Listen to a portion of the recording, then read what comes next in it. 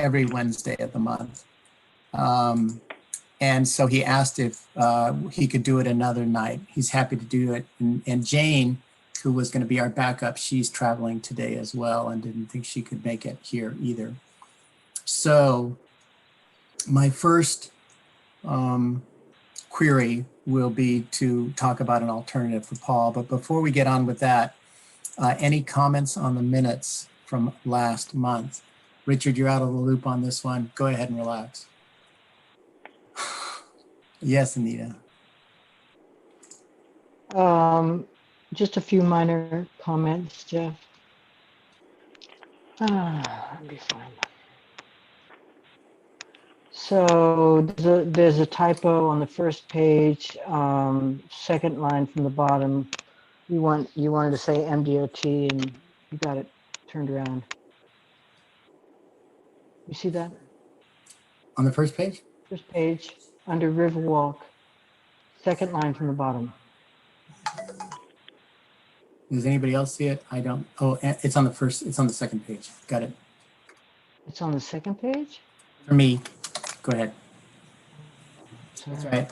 Not Got it. mine. And also under that same paragraph, in my case, it goes over to the second page. It says, another option would be to incorporate some of this work under the Riverwalk Restoration Project. I don't think you meant to say Riverwalk Restoration. Oh, no, the river restoration. You're right. Yeah. Thank you. I should actually say McGonagall River Restoration. Yeah. Isn't that the proper way, Allison? River restoration. It's the only one. Just call it the River You've got Restoration some streams Project. that could use some attention too, but yeah, I think McGonagall probably good. And then under sidewalk survey heading, Yep. the second sentence, I think you meant to say will be collecting by hand, because it looks like somebody's name here, will collecting. I think it should have been will collect by. No, because then you say, and then transferring. Just read the whole, just get the whole sentence straight. Just say what you need to say. Thanks. Anything else? Great job as usual, Jeff, really. I don't think I was there at the May meeting. I don't think I was. Am I giving you credit where it's not due? Yeah, I think I think Jim had just died. I don't think I was there. I wasn't at the meeting. So take This is the June. This is the June, not May. I know, but I'm looking at the May minutes. You had those there as well in the email. Oh, you're talking about May. Yeah, Talking- I'm on June right now. Sorry, you missed that. All righty. Any objections then to accepting them as corrected by Anita's typos? And it's too late. You get credit for that one, Linda, for being there in May. It's too late. They're already out. They're gone.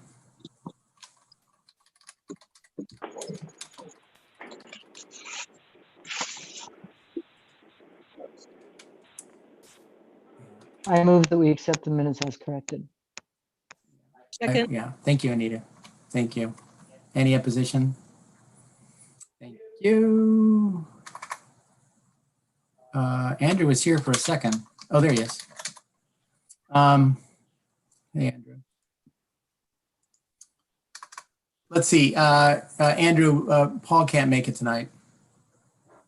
So. Too bad.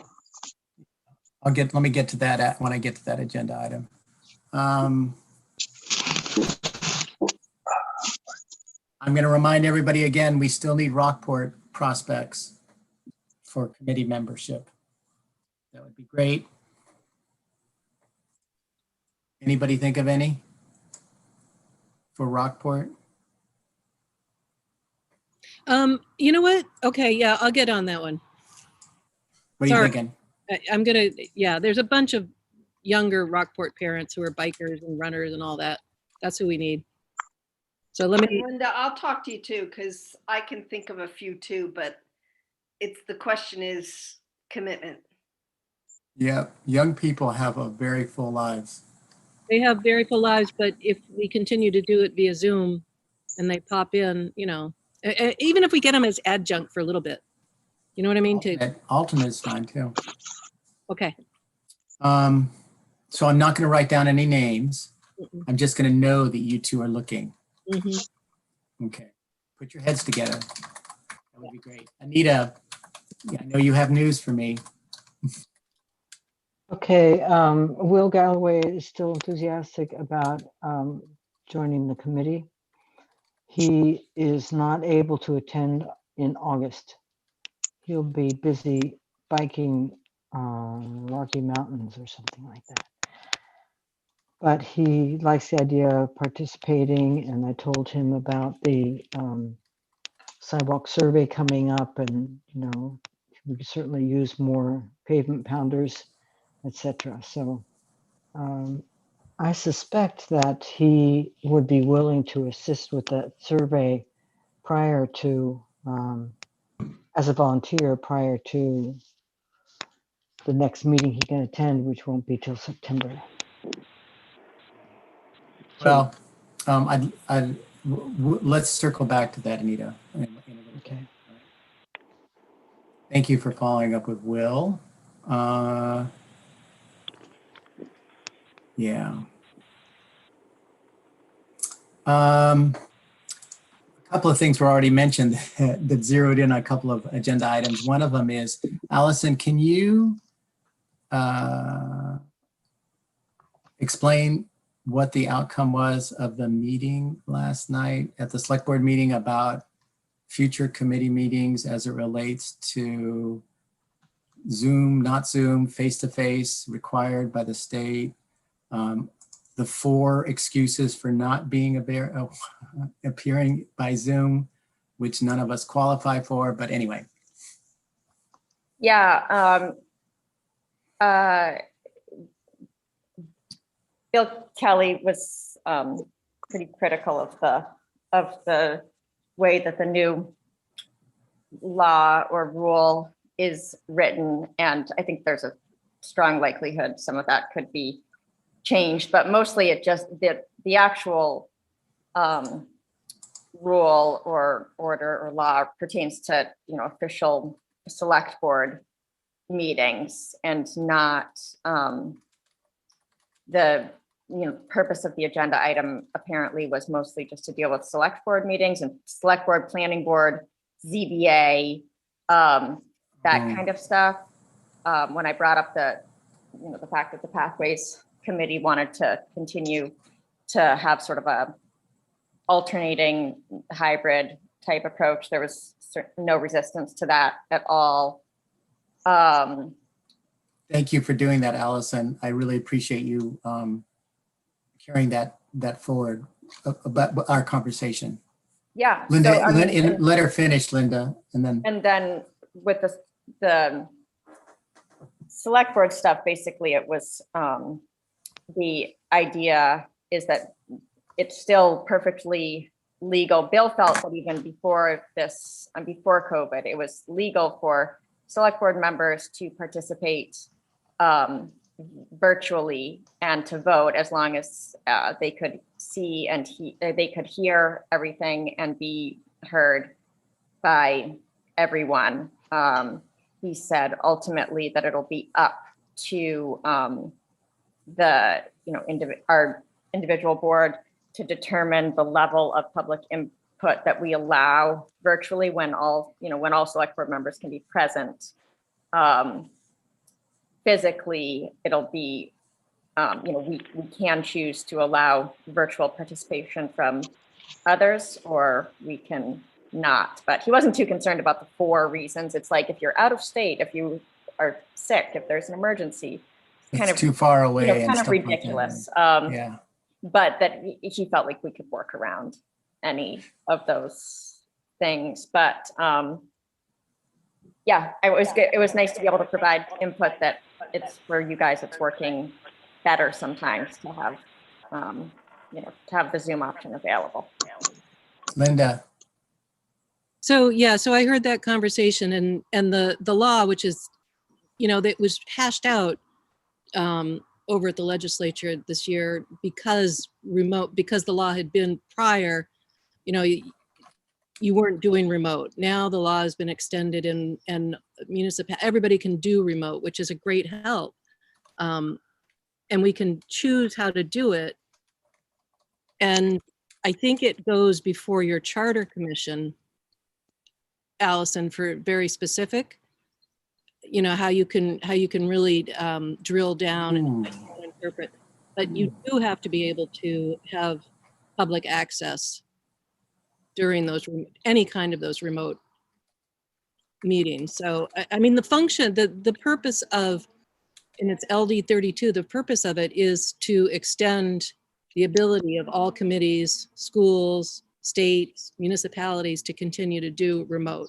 So I'm not really sure why Bill was so critical of it, other than it's the devil's in the details, but Camden's working it out pretty well anyhow. So I think the issue is it doesn't require it. So it's like if in the cases where there is a part of the actual board is going to be participating virtually, then it provides this requirement that everybody can be seen and there can be virtual participation. But in the instances where if all the select board members can be there, all the board members can be there physically, it doesn't require that virtual participation be available to others.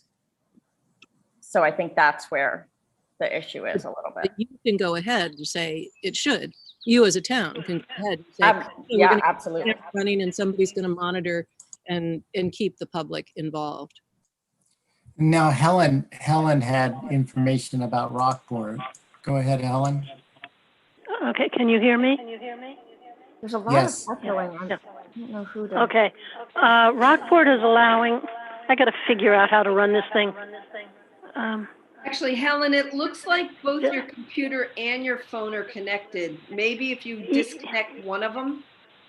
If I disconnect one of them, I won't be able to find you again. Okay, let me go in here. Already muted on the computer, so I don't know. I think you're fine. Anyway, Rockport's allowing in-person meetings, has been for the past month. Are they requiring it, Helen? No. I mean, it's So- just, they said yes, and we've been meeting in person. Could you continue, for instance, on your committee, could you continue via Zoom if you wanted? That never came up because none of our committees wanted to meet by Zoom. Okay. It's interesting because we are a two-town committee, so it makes it a little more complicated in terms of how we move forward. Perhaps, I don't know. Yeah. So, Allison, if I can just net it out, it sounds like the new LD 32 relates to select board meetings, select board primarily, and not so much to committees of the town other than zoning board, planning board, things, official chartered commissions. And so for us, we would have the option as long as it was working and as long as the public had access and we were recording and things like that. Yeah, I mean, Bill Kelly was at our meeting last night and I said all of this and Bob was like, oh, well, yeah, that's fine. And Bill Kelly didn't say anything different. So that seemed totally fine. I mean, if the Pathways Committee starts ruling the world somehow, then maybe we'll have to get into the nitty gritty of the law. But I think the idea is to be as functional as possible. So whatever works. All right. So that's good. I really like the idea. I think that having Zoom meetings makes it more accessible to more people, a more even field, and it gives greater freedom. Like Linda going right now, that's not, driving right now. It's not easy for her. I don't even know if you can. And Heidi, it gives you that flexibility to cover the home front. And I just think it's great. Margot. Andrew hanging out at the lake. I'm not even going to They mention took him. my computer away this year, but I've got a little tiny one that I'm borrowing for the summer until I get a new one. And it's just because when you have a school computer, why buy a personal computer? Because you're not going to live on two different worlds. No. So so right now it sounds like Helen may have some accessibility issues. And so we've just got to be sensitive to that too. Oh, yeah. I mean, it's for all of us. So I'll circle back, and I think what we'll do and what we decided, we talked about this before, we'll meet once a quarter in person, and we can alternate venues between the two towns. And I'll put together a schedule and cycle it out to you guys so you'll know what's going on. Sound good? Okay. Oh,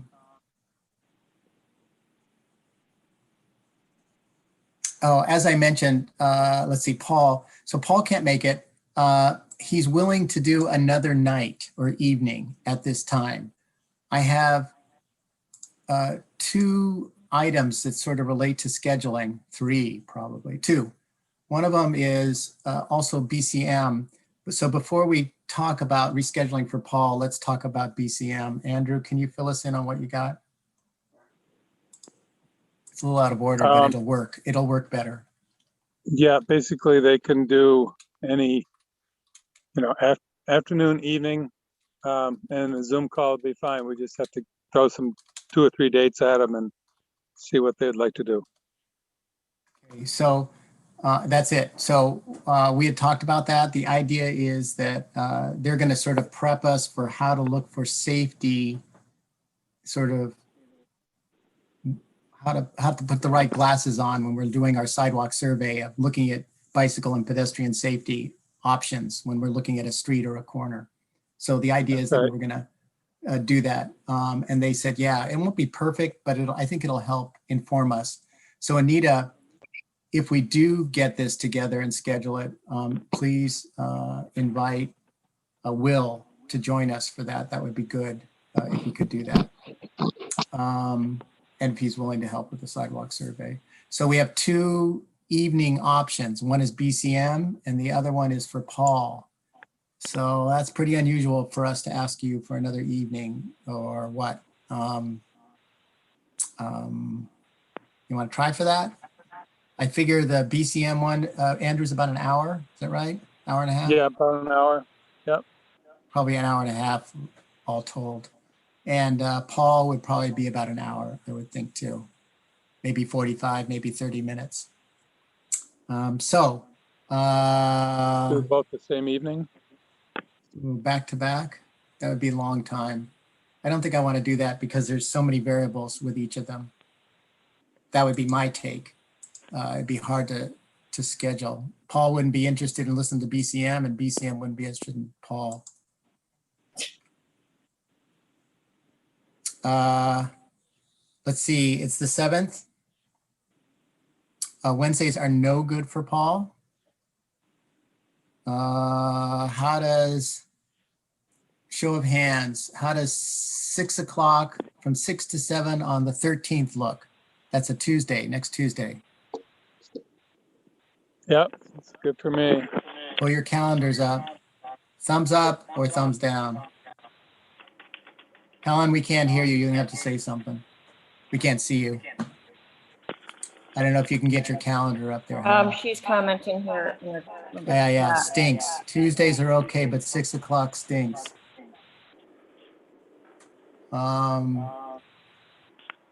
Where's her chat? There it is. How about, you want it earlier? I thought you eat at 5:30 or something, Helen? I'm bringing a friend. I'm not available until probably 7 at the earliest on the 13th. I'm bringing a friend. What about the 15th, Thursdays? That should work. That might be a planning board meeting. On the 15th? Yeah, Yeah, that makes sense. I suspect it is. The 20th, Tuesday? Let me see when planning board is. Tuesday. When's your next select board, Allison? The 20th. The 20th? Uh, Yeah, so that's no good. 20th Check July. your planning boards, Anita. yeah, going there. And now, is this the kind of thing, is this the best Use of time. venue for us to, I just want to make sure that we don't, I mean, Fair enough, I don't know, Allison. is this a casual conversation? I'm really eager to get kind of Paul's knowledge. I don't know if a public presentation on the pitfalls of the past is the best way to kick off, you know, a regeneration of the idea. And he probably has a much better sense of what's worthwhile to share with us and what isn't, or I don't know. He said he's forgotten a lot, actually, when I talked to him. But I think Jane, if Jane can also be on the call. Nita, can you mute? If Jane can be on the call, she'll help because she's got a really strong memory that way too. Paul has great perspective and frames things really well. Plus he's got great writing. Can Paul do our next meeting? No, he can't do Wednesdays. And what do we do? We're getting a historical perspective going back to the beginning of Pathways with Rocky and Moody during those years when it was established. Around 2000, 1999, 2000. And the purpose is for our own context. Yeah, historic perspective on where the challenges were and what we would look at the challenges now. That's correct. I had a great well, let me change it. Allison, I think your comment is good. I'm totally willing to send out a poll for what's the best time for people. But the trick is you guys have to respond. And that's always feels like I'm herding cats because people just don't respond, but I will try. Anita? Allison, can you help me determine when the next planning board meeting is? Because the town calendar has none for July. Sure.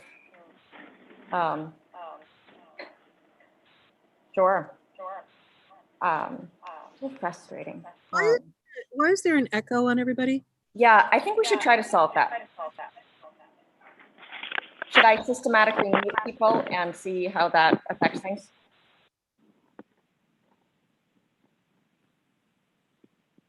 Talk. We cannot. I think Okay. if Helen mutes her computer.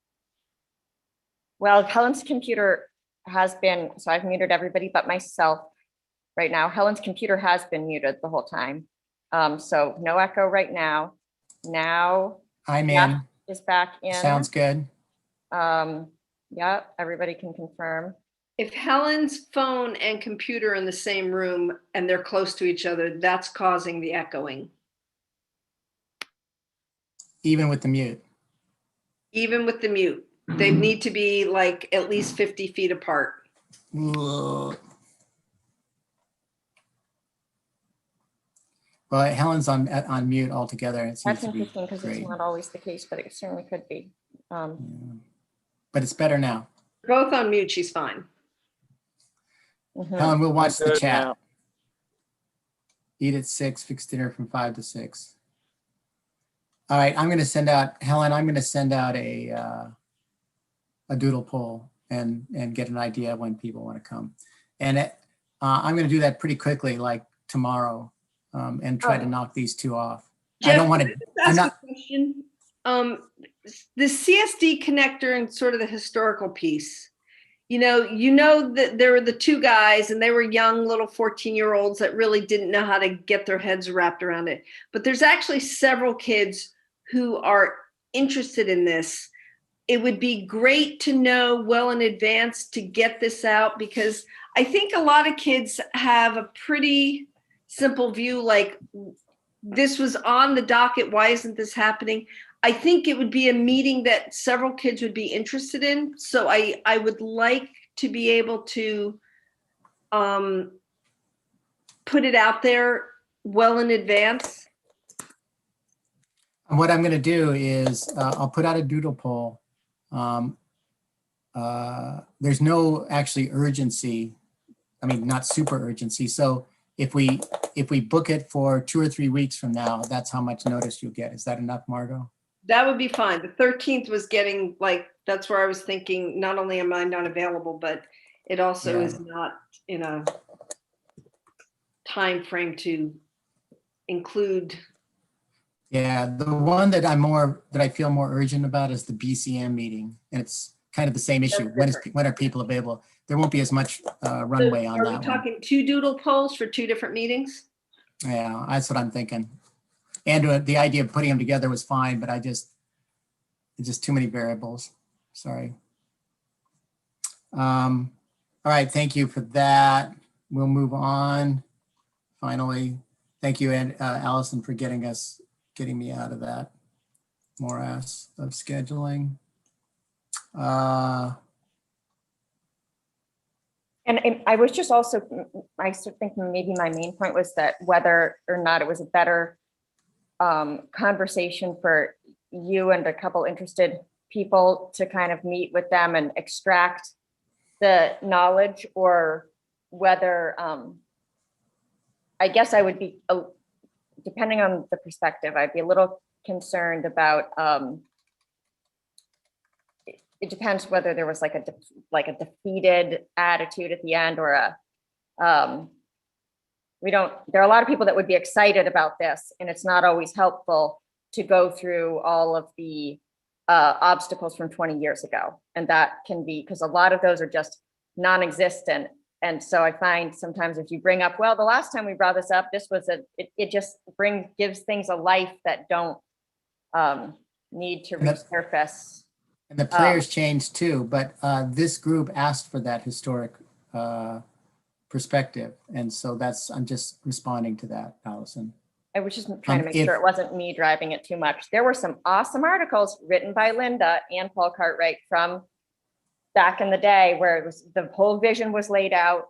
The Pathways Committee was even formed because of this.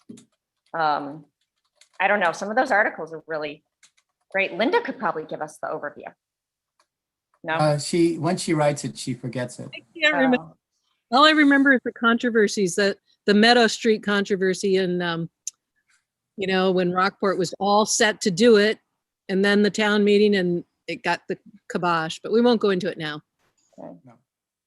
Just to, Andrew, did you have something, Andrew, or are you just pointing to something? No. Okay. Anita? Jeff, the 2 things that we're going to be discussing is Paul Cartwright regarding the history of the CSD pathway. CSD connector and BCM. CSD connector is what you're wanting him to tell us about. Historic perspective on the Yeah. CSD connector and and the BCM to discuss safety issues, keep in mind. Yeah, I got thank that. you. Okay, Allison, you're back up on the hot seat. Do you want to share the news about Maritime Farms and Short Sale project? Didn't we already do that? Is that new information? Or I've lost perspective. It might be best if you do. Me too. I feel like we've already announced that. If it's just that it's been funded, it's gone out to bid, we've gotten it back, the bids have been, it's gonna happen, basically. you choose It's gonna happen. is there contractor chosen? Yes, we don't get to choose them, but DOT did. DOT did, and it's gonna be night train. Night train. Night train. Okay. It's, everything is a go in Camden. We budgeted enough. But because it's gonna, everything is a little bit more expensive than we thought, but the budget committee approved a little more money just in case. We did just have a conversation the other day about how it's been a while since anybody has really looked at those plans precisely. And if we've learned anything from this drainage project that just went through town, a lot of what we looked at before we forgot, or it didn't seem, important. And it would be a really good time to look at those plans for both of the sidewalk projects and look with a real eye toward what, are there things, and not that I want to encourage trying to change things at the last minute, but we should be informed about what is going to happen. So two questions. When's it going to start? Do you know?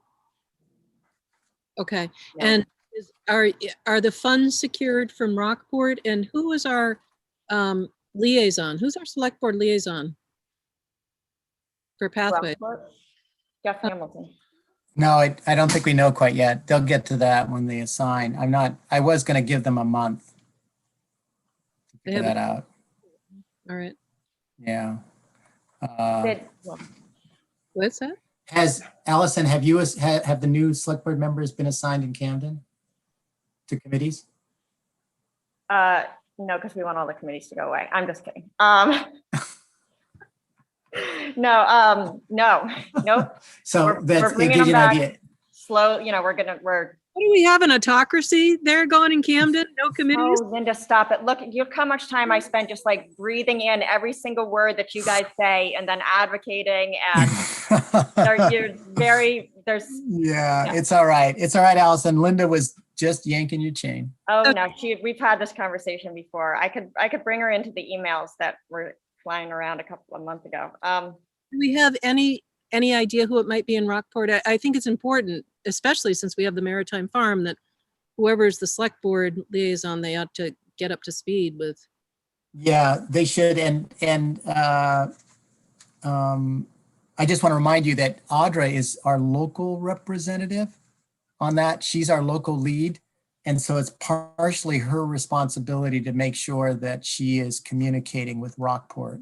I did write a note to Audra, just asking her whether that was happening or not. I didn't hear back from her, but Yeah. but I am guessing that that was worked as a reminder. Helen, I did that also specifically to see if I could get a number that somehow correlated with the budget number that we had talked about earlier. So that's what I was fishing for, but I didn't get that either. Well, John Duke just started yesterday, so I'll ask Audra right now who. Well, I feel like some of this may have been told to me and I may not be remembering it precisely, but we've talked, it does not appear that there was any issue, but it's a good question whether Rockport knows what they have to. well, we took a guess, and the guess was based on what Audra put out. But I'm actually curious at what the bid came in at. I didn't hear anything about that.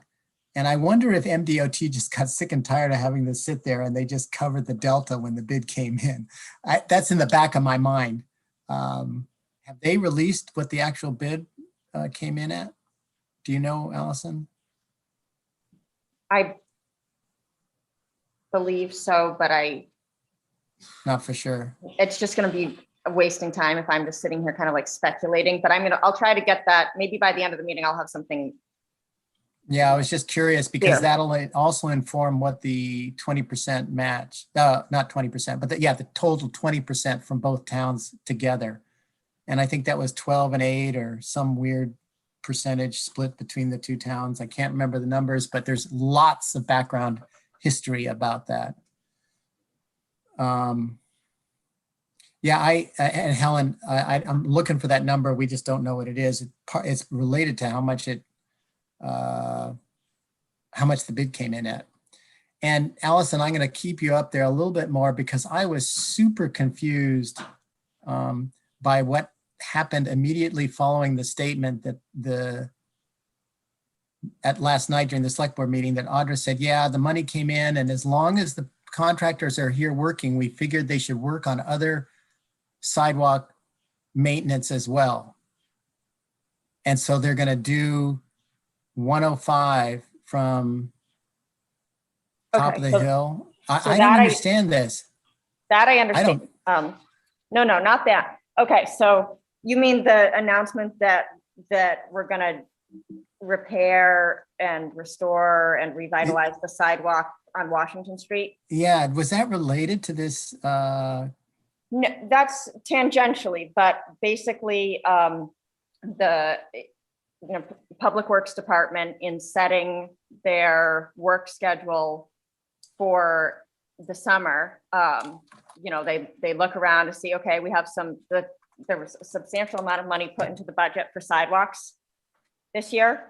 And so Dave looked at sort of some of the sidewalks that were in the worst condition and appeared to be some of the most important. And certainly the sidewalk from Washington, all along Washington Street is pretty bad in a lot of places, and actually non-existent in some places, like in front of the car wash. And so the thought was, we have a couple new people on the Public Works Department that have some significant skills in terms of actually doing this kind of work. So we're going to do it in-house for a good portion of it. There may be something that a contractor is going to get hired for too, but the thought was, okay, if we're going to have this nice new sidewalk luring people out to Shirt Tail, starting from Matthew John, doesn't it make sense for that sidewalk to be passable and usable starting from downtown? And in this case, it's really kind of felt to us like, if you look at the downtown master plan, if you look at all kinds that, I forget whether it's in the pathways plan also, but there's definitely areas on Washington Street before you get to Matthew John, before you get to the tannery, that have been identified as issues. The huge curb cut in front of the car wash. Also DOT, when their feeling is that when they're investing a lot of money into connectivity to Shirt Tail, it's not really okay that the town, that we're going to leave kind of pretty dangerous spots on the way to there. So if we could use this as an opportunity to make it, wheelchair rollable and all of that stuff, all the way from the bottom of Washington Street to Matthew John, that's a good kind of project for the Public Works Department to take on this summer, fall. It looks like it's actually, it's pretty awesome when it's a big move in the direction of what's been identified by you all in the past. And we finally have the skill set in-house to do some of it. And we have DOT to back us up a little bit in saying we need to fix some of these places that are, like illegal curb cuts. Yeah. Anita? Allison, can you clarify something I'm not clear about? Is there a point at which the Washington Street sidewalk is no longer an MDOT, not under the MDOT umbrella, but is under the Camden umbrella? That's what I'm confused about. Camden doing that in-house. Yeah, because it's a It's an state MDOT road. street. It's like Route 1. So I'm confused about that. It is a little confusing. They won't build all of our sidewalks for free, but they'll build some of them. This, I think, they're certainly supportive of the town doing some work. They're not going to do it for us there. So, of course, we could wait around for another, grant cycle and try to, in a decade, hope to get DOT to come along and do all of that for us, or we could take this approach. I don't know the logistics of whether that's something that we had to ask for permission to do, or that's probably where some of this illegal curb cut stuff is coming. But I wouldn't, my understanding is that everybody's supportive of it, so we should probably just be supportive too. And there's a little bit of question about exactly where it will start. There had been talk about fixing the sidewalk, actually having it be all the way from Elm Street, the work going from Elm Street through the intersection, past the town office, because that sidewalk needs to be repaired, and then, doing that whole section of it. It might be that some of the work on the Opera House makes it so we can't start there. And it might start up above the fire station. There's still, a few of the details are still murky, but the idea is that he went around and looked for the places that were in the worst condition that had already been identified and were connecting to other things. And, a combination of patching, repairing what's there and rebuilding, some of the things that need to be replaced. Like there'll be a sidewalk in front of the car wash where there's that big open area, and DOT Free is for going all. to, right. DOT Just a is going to free for give the requirements for, they're allowed to have a curb cut that's this big. And then there's the part that goes down and it's kind of flush with the ground and in really poor condition in some places along the tannery. And I forget the details of, That's every okay. little thing, but the idea is, Don't that worry whole- about the, but don't worry that too whole much about the thing details. needs to be fixed. And the thought is that we should be able to do it within the budget that was allocated for sidewalks. So it was Okay, we pushed to have, we're like, here's a bunch of money for sidewalks, figure out something to do, and it's happening. And good. Thank you, Allison. The key point that I needed to take out of that was that that the town felt responsibility to connect to the MDOT project to create a safe route to get to that extension to Shirt Tail. The part that sort of struck me oddly was that nobody ever mentioned the sidewalk survey and all the priorities that the Pathways Committee put into that. It was Dave St. Laurent walked around town and figured out what needed to be done. So, I'm sorry your survey didn't get mentioned, but the survey is definitely a part of it, Jeff. And it's more that there were other priorities that that are rated higher than that section. We identified those as issues, but not. And the clarification that I got was that it was important to also create a connector here. And that's sort of the opportunistic thing that Pathways talks about, is that we can't necessarily get the priorities we want. That's what we want to keep in front of the select board in terms of the highest priority items. But sometimes there's opportunities to do other things. The rationale for why we set the priorities is that the tendency is not to work on some of the larger projects because they're big, and that we spend our money on some of the smaller projects. So just wanted to make sure that wasn't occurring. Can you be Route really 1. clear as to what the preference here would have been? I mean, this is something that not only made it into the sidewalk survey stuff, but also the downtown master plan, which has been voted on by everybody. So where would you say, it would be much higher? What comes to mind instantly here as a bigger, better priority? No, I would look at all the high priorities that were listed in the sidewalk survey. No, but you just tell me right now, what jumps out at you as higher priority than this? Ooh, I can't do that.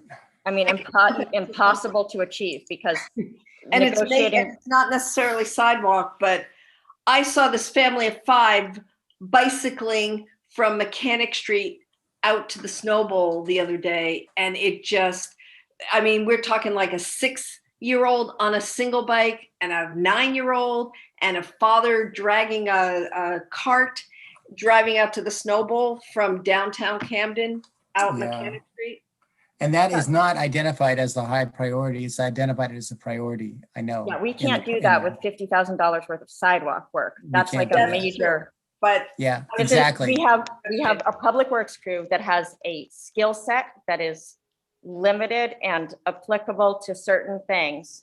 And one of those things, it's not right of way work. It's not any of the, they can do certain things. That doesn't mean we're not going to do some other things too, but you kind of need to bite off something that can be And from in front of Quarry Hill, like in front of the subway, that little section, That's happening. That's happening, That's Margot. happening.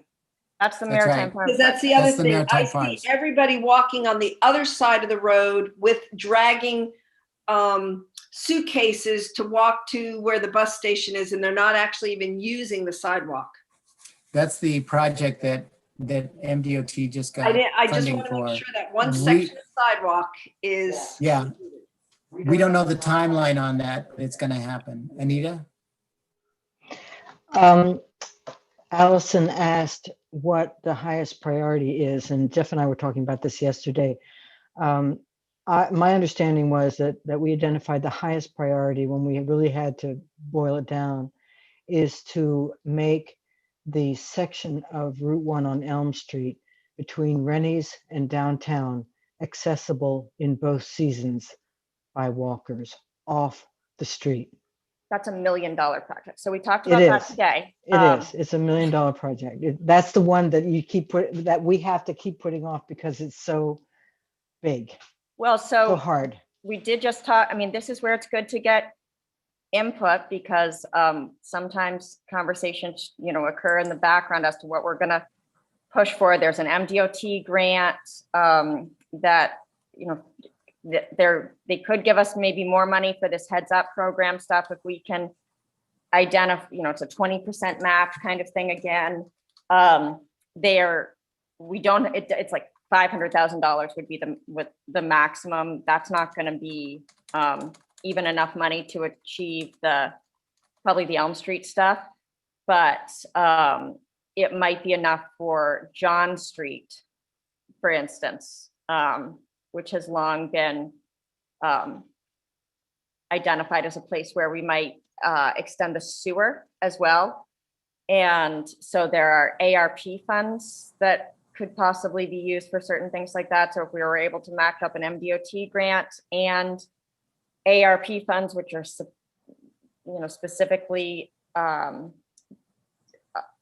and encouraged to be used for sewer expansion, we might be able to get both of those things together. Multi-use, or does it have to be strictly sidewalk?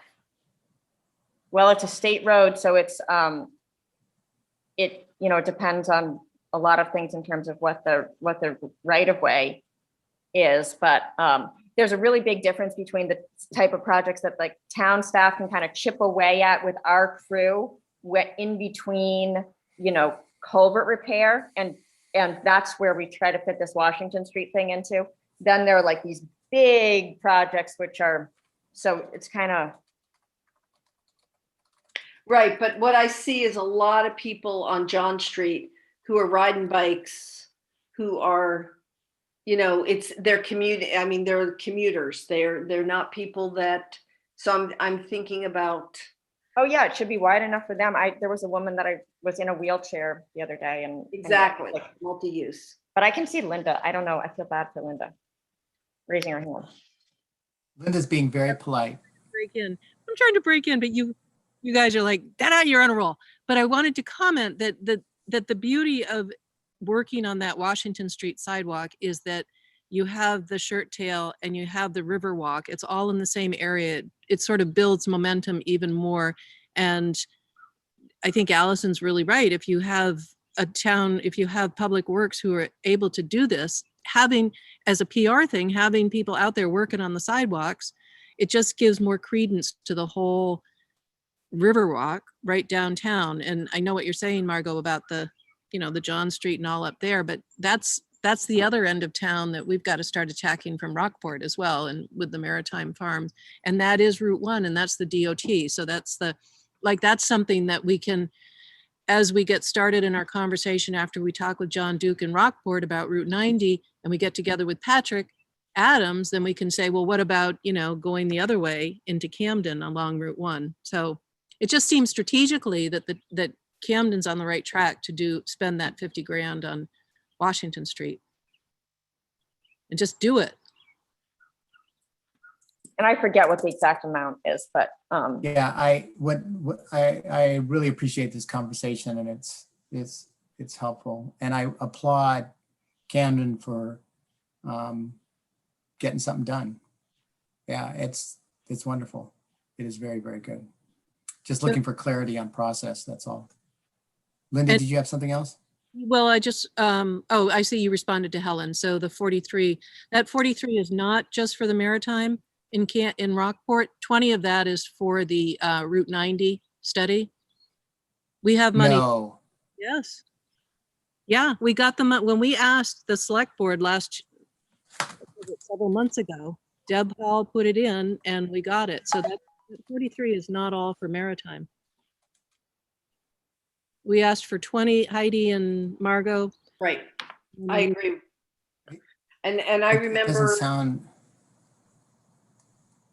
Yeah, and then we have it in our, it doesn't sound right because I'm wondering, I'm hoping it's in another, no, it's, I remember them. another bucket because Nope. 23,000 doesn't sound like enough. But I know that 20 or 25,000 was specifically put away at our request whenever it was, for the DOT study to partake in that. with the idea that that's matched. That is Right. I have 45,000 in my memo. 45,000. 45,058 is what Rockport's portion, 74,142 from Camden. And Helen is Total of saying, 120K on an $800,000 project. But again, I don't know exactly what the number is because we don't know what the bids came in at, but it's not going to be much different. it's gonna, I'm hoping, Linda, that 20K perhaps hasn't hit the budget yet or is in another bucket. I know it hit the budget because Deb Hall said she was putting it in, and Helen, Did you see Helen's note? I- Check no. Helen's note. Oh, Helen says that 20K is a separate line item. well, Yay. but she doesn't know where it is. Ask Megan. So I really think it's important we get to the bottom of it because we fought hard and we got it for the Route 90, and I'm not going to give that one up, you guys. Right. We shouldn't have to give up either of them. And we fought very hard, Linda, to clarify that 43K also, and to keep it there. So. Who clarified that? Oh, I've done it a number of times through memos. When Jamie was there, we worked really hard on it. And then when Bill Post was there, we confirmed it. Helen did it during the budget meetings. She identified that money. So I'm gonna. Okay, so we have in our, Dollars that are overlapping. Say that again, Margot, you got clipped. So there's like 40,000 that would be for the Route 90 and 40,000 for the Maritime Farms. And I think the numbers are so similar that they're, I think it's 20 and 40. I think it's 20 and 40. well, Mhm. it was matching for DOT with the, and I thought it was more than 20,000, but we'll clarify this week. we have, because this is really going to be disappointing if we don't get this one squared away. Because this was Yeah. DOT. So And I think that if we can get Audra to actually check in with, I guess, John Duke. well, I think that we were going to ask her a meeting with John, weren't we, Heidi, Margot, and I think that, well, I can't march over there, but I think that that's important because Patrick, those guys had it, they were willing, receptive to do it this year. Yes, I don't think you should let that down. Absolutely, Linda. Stay on that. But I don't think it's an either or. I hope It's you're a right. both. I hope you're right. Yeah.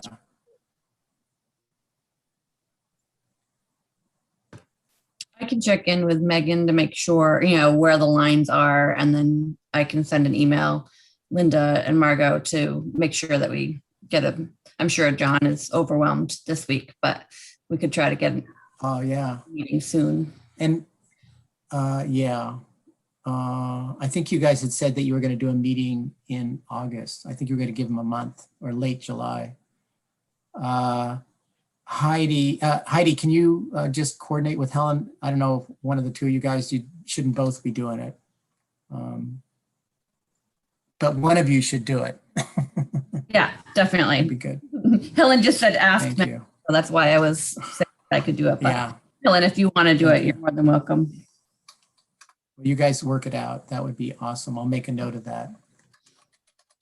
It's important. And again, note that on my side, I prodded Audra to find out also, because she's got a vested interest in making sure this runs smoothly as well. I'm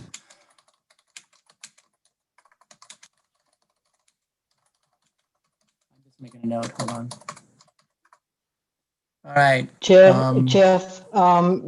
since I'm taking notes for you, I just wanted to make sure I understand correctly that you're asking Heidi and Helen, although Helen may not be available, to clarify how much Rockport has put aside for their contribution towards the Maritime Farms project, as well as what they have put aside for the Route 90 study project. That's right. And That's correct, Anita. and those are separate fund sources, separate fund bunches.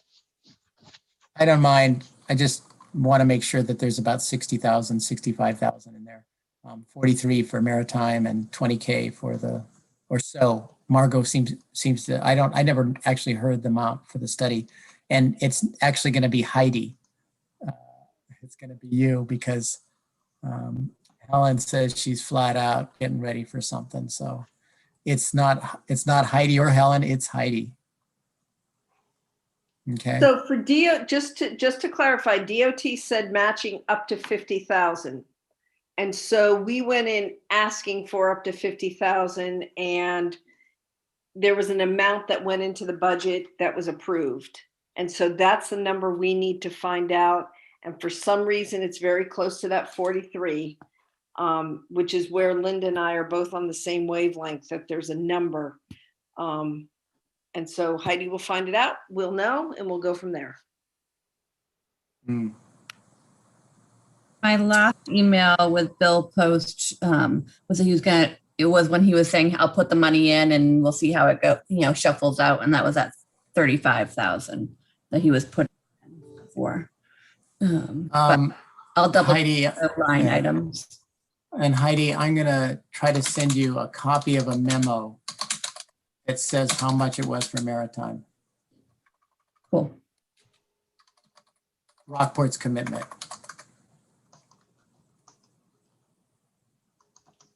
Yeah. Yep. I don't know. Yeah, I see what you're writing, Helen, but it's 43,000 is not enough. And you're saying that there's other funds, but gosh, I don't know. All right. I hope it doesn't get messed up. Right. I'm not going to, let's move on. Yeah, and let's get it squared away with John, and hopefully Audra will, but some clarity, because it's ridiculous if we can't, get from A to B with this one. It's ridiculous if they can't keep their budgets straight, because these are commitments that they've made and they're not numbers that can get mixed up. Yeah, that's not good. All right, moving on. A quick update on the Riverwalk. Let's see, Anita, can you mute, please? That'd be great. There's no progress on this idea of getting Oak Point, the engineers, to look into the CRMS, was it a site plan review. I met with, what's his name? Can't remember his name. The guy that used to work at the high school, Richard. Yes. Keith Rose. Keith Rose, thank you. Yeah, Keith says that he's got too many irons in the fire, that he's not going to work on this project this year. But I'm going to keep on him, because to work on the project is something that will have to come after the site review, which could take over a year. And if he wants to work on the project next year, we need to start working on the site review this year. I still think it's a good plan. I just have to get his attention. Maybe in the fall would be a good time to do that after actual work time is gone. I wanted to check in. We reviewed the idea of going after an RTP grant and during our last meeting for the wastewater treatment plant section. And we thought that was a good idea, not for this year, but for next year. Does anybody want to help me with that? Getting to work on that? Oh, Not you, Allison. You're not on the committee. Jeff, but in order to apply for a grant on behalf of the town, there has to be, you can't just do that without. We're not doing it without, it's the whole thing. It's getting the flywheel slowly turning and checking the boxes. You know, there has to be. Starting to check the boxes to ask the select board whether that's something that is okay. But in order for us to do that, we have to have a better idea of the pieces of the puzzle and think about that so that we can come in front of the select board and say, this is what we're thinking. This is why we're thinking this. What do you think? Just to field some probably basic more helpful to questions. work on the conceptual designs for the Knowlton Street stuff, which is Knowlton Street Dam removal scenarios. I've shown the engineers where the cutoff is now. We've gotten Dave Bolster to say that people can go through there. Oh, I mean, we have funding to do conceptual designs. It would be great to get you guys involved with reviewing some of that if necessary. It's just these, you know, these RTP grants aren't always the best and easiest for the town. I don't know. It would be just, we're working on something right now. So getting help with that would be good. I don't know why it just seems like there should be, it just seems like there should be a conversation with Audra, who's pretty good with these grants, and there should be buy-in on the strategy and the sequence of things rather than grant applications started and then, you know, and maybe she'll say, yeah, let's go ahead with that one, but we don't want to get it too far down the road. And then, I mean, how are you going to do a grant application without Dave Bolstridge being on board for where it would, you know, the path would go? we're not going to do any of that, but we need to have some of the questions and have some ideas. It's homework. It's homework, Allison. This is not apply the grant. We wouldn't actually fill out a grant until like February or March of next year. This is all the stuff that you're just starting to talk about. The initial discussions with Audra, discussions more with Dave, discussions with other interested people, and understanding what the issues are and perhaps exploring some of the possible solutions to some of those issues. It's to move the conversation along. And what I'm asking for from the group is someone who is willing to carry that through for the next 2 years as we slowly move that forward. If it gets moved forward, or if it ends up being, you know, the way we want to do this is sort of sit back and wait another year or two to see how the river restoration project goes. And maybe that's the way that we want to follow up on this. Or maybe what we want to do is dial back and just do a connector that goes up the side of the road with Dave. It's just, what do they call, due diligence? That's what we're doing right now. Just moving it along and that way. It'd be great. We're looking for like beneficial reuse options for sediment. And so some of that could, I mean, I don't know. I just am saying, if you want to dig into talking about the Riverwalk section there are two things, current conversations that are currently happening. That one is the wastewater treatment plant, massive redesign, and making sure that we keep up the advocacy for there being public access there. Yes. And that we have a plan for just roping off the dangerous parts and kind of, because they're doing work right now. And so I think we have to keep the pressure up just to make it so that the public is allowed back there. And then as soon as things are, it's established that the public's allowed back there, that we have a way to manage that with the treatment plant, then all the different conversations about where the pathway goes are easier. But it would be good to keep up the advocacy on just the public getting back their part, because then there's an option of just having the Lions, that the actual access road have a sidewalk and just Right. but I feel like it gets forgotten if we don't keep that part up. And maybe that's Which is part of the that's part of the conversation. That's what this conversation is, continuing to keep it front burner by saying, hey, this is what we're thinking of doing. What do you think about that?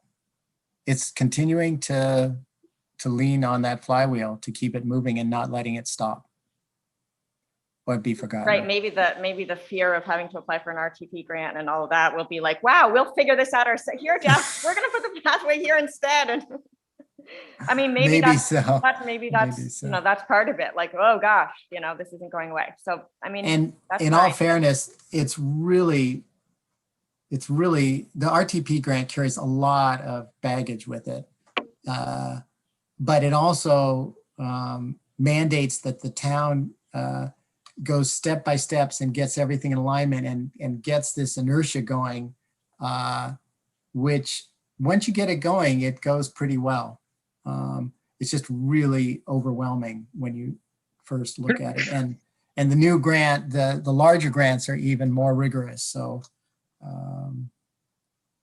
yeah, I don't look forward to it, but it's a good thing to think about it. It makes you do a good job in terms of thinking ahead about what you really want. All right. I think maybe what I'll do on that is have a chat with Audra and do some initial discussions about that before I come back around and ask for help. Maybe that's what I'll do. Route 90. Anything on next steps? You're going to meet with Bob Duke, or not Bob Duke, John Duke next month or this month?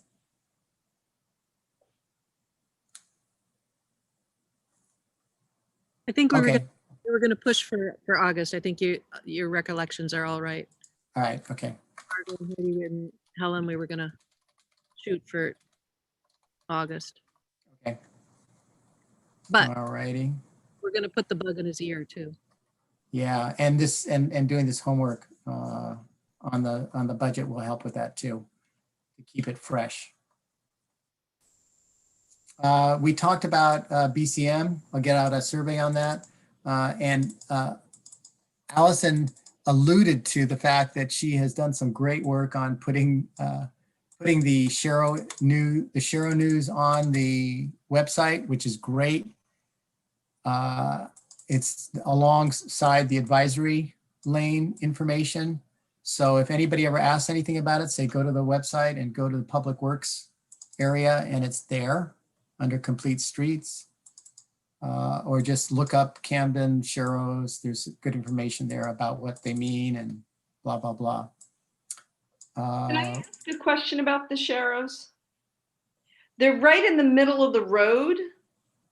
And there's no center line yet. Is there going to be more to it than what's there right now? Oh yeah. Well, Allison said that the paint thing broke down. Yeah. I don't think they're done yet. They need a center line. There's supposed to be a center line. Yeah. Well, I mean, it would be good if everybody has their facts straight, actually. So thank you for asking, because it's been a real issue even among town staff to remember. Everybody remembers the conversation about advisory lanes, and they don't remember that that's not what we're doing on Mechanic Street. Nice. And so, it's easy to forget. But what we're doing here is a very normal road treatment. It's a little bit unfortunate that the sharrows went on before the lines, because that's, while not innovative in any way, it is still like a more different thing than some Camden residents are used to. And so it immediately made people feel like, oh gosh, it triggered, like, is this that advisory lane thing? Are they making the whole road into a bike lane? So it would have been better if the lines were going on first, but basically what's happening is just normal. Think, any road in Rockport really that has white lines on the side, they're called fog lines. And then it provides a breakdown lane or a shoulder on either side. And Mechanic Street is too wide really for just a residential road. It's, very, very wide, but it's not wide enough for regulation bike lanes. And so what we're doing is basically just the normal thing that you would see on Route 52, where we're making us at about 9.5 to 10-foot wide travel lanes. So each direction gets its own lane, just like we're used to seeing. There's going to be a white line called a fog line on the side. So there's a breakdown lane or a shoulder, which most cyclists will often, use if available. And then in the places where it's very clear that you shouldn't be passing, in the blind spots, there's going to be a double yellow line in the center. And the sharrows are really just there because it was deemed that regulation bike lanes on either side were not possible. So the sharrows are a reminder that cyclists are allowed to use the travel lane. That does not mean that cyclists should always and only use the center of the travel lane. And it's really not encouraging them to do that. Most will still want to go to the right when as possible. But it's a reminder to drivers that cyclists are allowed to be in the travel lane. So basically this is just a very normal run-of-the-mill thing. It's not, we ditched the idea of doing anything really innovative at all, but people are still like, whoa, they're just a little bit confused because of the Norwood thing, and just because people seem to have some deep-seated like anti-cyclist feelings, just a few of them. So that it would be very helpful, even if there could be like a little letter to the editor or something, just saying, hey, this is what happens. All of this is a standard road treatment. This is a reminder. It's also still good to encourage cyclists and very slow driving motorists to move over to the right when they can't keep up with traffic. It's but there's nothing at all innovative about this. It's just normal. Yeah. The idea is the road will be a little bit more narrow, and that will create less of a highway feel. Yeah. It's going Thanks, to make it more clear where the drivers are supposed to. We got it.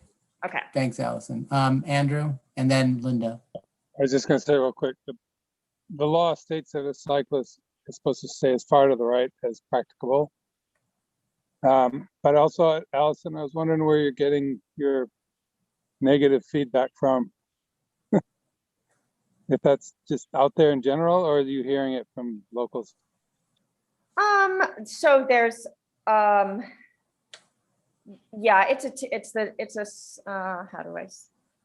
yes, locals. That's definitely, there are some locals, but it's there's a mix of a little bit of confusion. There are a few people who are legitimately concerned. They say that road is really dangerous because people drive really fast, and I'm scared of you encouraging people to, like, kids to be riding their bikes there because it's a dangerous place and we don't want to be encouraging more cyclists. And so that's where just the education piece of, the cyclists are already there and we're just trying to slow people down and blah, blah, blah. Then that's one side of maybe a little bit of negativity. then there's the other side, which is that I'm hearing some of, which is the idea that this is going to encourage more cyclists who are extremely entitled and have taken over the roads, and they don't pay excise tax, and they're going to ride, you know, as soon as those sharrows went up, they're riding two right next to each other, and that's not considerate, and they are slowing down drivers, and you know, what is the world coming to? So, and that it's, you know, that's a waste of money, a waste of taxpayer resources, all that stuff. I think in general, people that, you know, you always have the vocal loudmouths that are opposed to it, but I think in general, people are in favor of it, at least made aware that there are cyclists on the road. So I don't know, the naysayers always put a damper on everything, but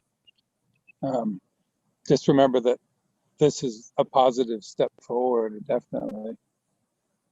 Yeah, and I really have that same sense too, but even I think what happens to town staff and to like me and others, it just get really beaten down after a while.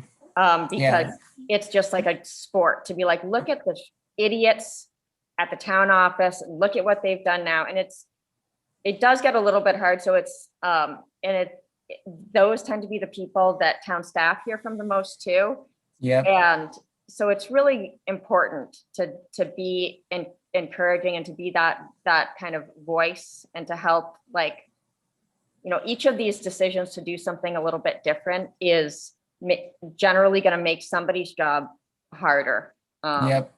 And so It gives them more. a little support is helpful. Linda. So do the sharrows run out to Hosmer Pond, out to the Snow Bowl? No. No, they're not going to? There's no room. Yeah. Oh, what do you mean there's no room? Well, it's not part of the project. They're stopping at the top of the hill where it meets John Street. Or So I below that.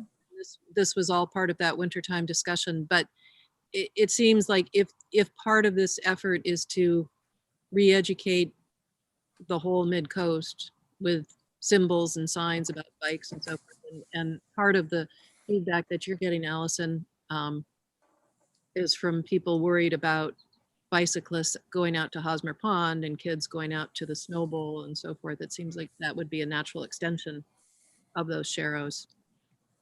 Let's see how it goes right And if now you on say this that, like, project.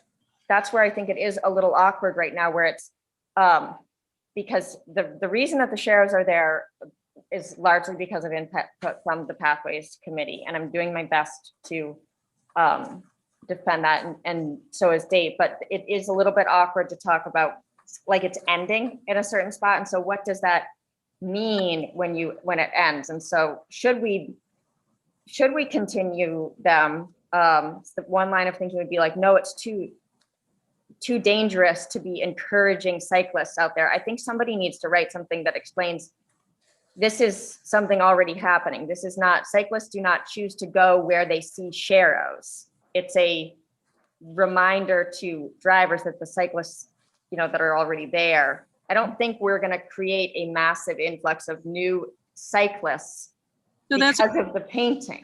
No, that's a really good idea. And I think that, you know, why don't I try to draft something up, and Jeff, you sign it as chair of the committee, but sort of, I mean, this is another step of educating the community. Why are those sharrows there? And yeah, they're a bit odd, but so is Norwood Ave. It's a bit odd.